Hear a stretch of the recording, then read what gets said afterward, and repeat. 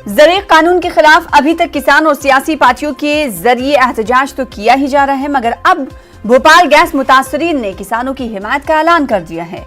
ज़राए कानून को वापस लेने को लेकर भोपाल मुतासरीन की 4 तंजीमों के जरिए आज भोपाल यूनियन कार्बाइड कारखाने के सामने धरना देकर एहतजाज किया जाएगा। गैस मुतासरीन का मानना है कि जिस तरह से यूनियन कार्बाइड का कयाम और गैस सानहा उनकी जिंदगियों को तारीक बना गया, उसी तरह से ज़राए कानून के निफाज से किसानों की जिंदगी तारीक हो जाएगी। राजीव तिवारी हमारे साथ जुड़ रहे हैं इस खबर पर मजीद अपडेट के साथ दिल्ली से, क्योंकि दिल्ली में हम देख रहे हैं कि गुज़िश्ता 3 हफ्ते से एहतजाज किसानों का जारी है। इस बीच बातचीत की राह हमवार होती हुई नजर नहीं आ रही, लेकिन सरकार की तरफ से पेशकश एक बार फिर से की गई है। राजीव, आपसे ये जानना चाहेंगे, किसान ठिठुरती ठंड में दिल्ली में अपने आंदोलन पर बैठे हुए हैं, ऐसे में सरकार की तरफ से एक बार फिर से इशारा दिया गया है कि बातचीत का हम इंतजार कर रहे हैं, तारीख आप तय कर लें। किसानों की तरफ से कुछ बातचीत इस पर हो रही है?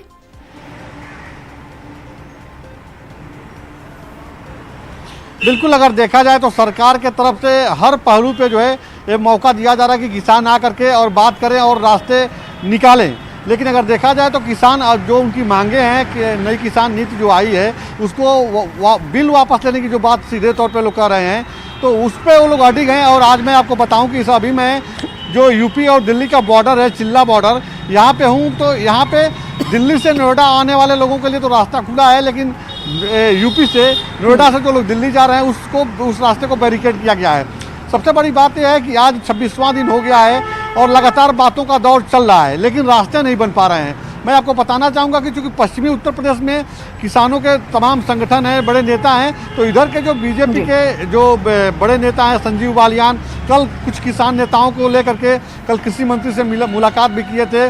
नए रास्ते पर चर्चा भी चल रही है, लेकिन जब तक रास्ता बन नहीं जाता है तब तक कुछ भी कहना मुश्किल है, क्योंकि पंजाब के जो किसान जो आए हुए हैं, दिल्ली में जो लोग डेरा जमाए हुए हैं, लगातार अपनी मांगों को लेकर के सांकेतिक अनशन पे भी बैठे हुए हैं, तो उन लोगों से लगातार वार्तालाप हो रहा है, लेकिन अभी कोई रास्ता बन नहीं पाया है। जी, जिस मकाम पर आप मौजूद हैं राजीव, अगर उसकी बात करें तो चिल्ला बॉर्डर पर हमने देखा था 1 हफ्ते कबल भारी तादाद किसानों की दिखाई दे रही थी, फिर 1-2 खेमे बट गए। खेमा ये कि उसने एहतजाज खत्म कर दिया और दूसरा खेमा एहतजाज खत्म की जाने के खिलाफ दिखा। तो क्या वो जो खेमा था, जो किसान चिल्ला बॉर्डर को छोड़ने के लिए तैयार नहीं थे, वो कुछ किसान अभी भी चिल्ला बॉर्डर पर देखे जा रहे हैं?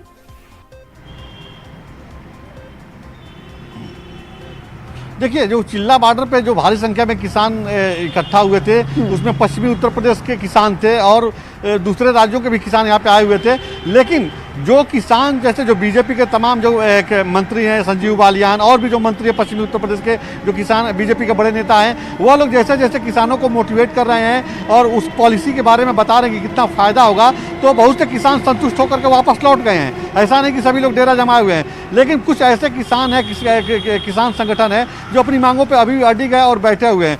मैं आज बताऊं कि जो है पहले की अपेक्षा जो भीड़ थी यहाँ पे किसानों की, वो बहुत कम हुई है, लेकिन अभी भी मांगे उनकी जारी है। तो कहा जा रहा है कि लगातार जो वार्ता चल रही है, चाहे उत्तराखंड की बात कीजिए, उत्तर प्रदेश की बात कीजिए, दूसरे राज्यों की बात कीजिए, यहाँ के जो बीजेपी के नेता हैं, मंत्री हैं, ये अपने राज्यों से किसानों को ला रहे हैं और कृषि मंत्री से मुलाकात करा रहे हैं और उनकी जो सलाह है, जो समस्या है, उस पर विचार विमर्श चल रहा है। सरकार की तरफ से भी ये प्रस्ताव किसानों को दिया जा रहा है। देख रहे हैं कि किसान अपनी जिन मांगों को लेकर एहतजाज कर रहे थे, वही मांग अभी भी बरकरार है। ठिठुरती सर्दी में भी उनके जो अज़ायम हैं, हौसले हैं, वो बुलंद हैं।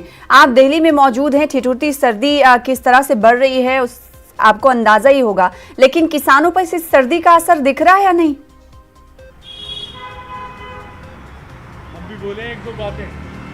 बिल्कुल, अगर देखा जाए तो किसानों की जो मांग है उसको लेकर है और दिल्ली में शीतलहर का प्रकोप जारी है, इसमें 2 राय नहीं है, लेकिन अभी भी किसान अभी हटने को तैयार नहीं है। अपनी मांगों को लेकर के वह लोग लगातार बैठे हुए हैं और यह भी कहा जा रहा है कि आने वाले दिनों में वो पंजाब में जो है जो टोल नाका है वहाँ पे लोग विरोध प्रदर्शन करेंगे और क्या नाम है, जो टोल नाका पे जो पर्ची काटी जाती थी उसका लोग विरोध करेंगे, नहीं काटने देंगे। तो आने वाले समय में चूँकि उग्र हो सकता है और देखा जाए तो इसके जो मायने निकाले जा रहा है कि अंदर से कहीं ना कहीं इन लोगों को पॉलिटिकल सपोर्ट दिया जा रहा है और इसका दुष्परिणाम जो है किसानों को आने वाले समय में मिलेगा, क्योंकि सरकार की पॉलिसी है कि जो हम लोग नीति लेकर के आए, जो कानून बनाया गया है, ये किसानों के हित में है। किसानों को कैसे अपने पैर पर खड़ा होना चाहिए, कैसे उनका आर्थिक स्थिति मजबूत हो, तो तमाम चीजें इसमें है। लेकिन कहीं ना कहीं बिल्कुल, और किसान मानने के लिए तैयार नहीं। अब देखना ये होगा कि जो बातचीत की पेशकश एक बार फिर से वजीर वज़ारत ज़राअत की तरफ से की गई है, उस पर किसान क्या कुछ रद्द-ए-अमल जाहिर करते हैं।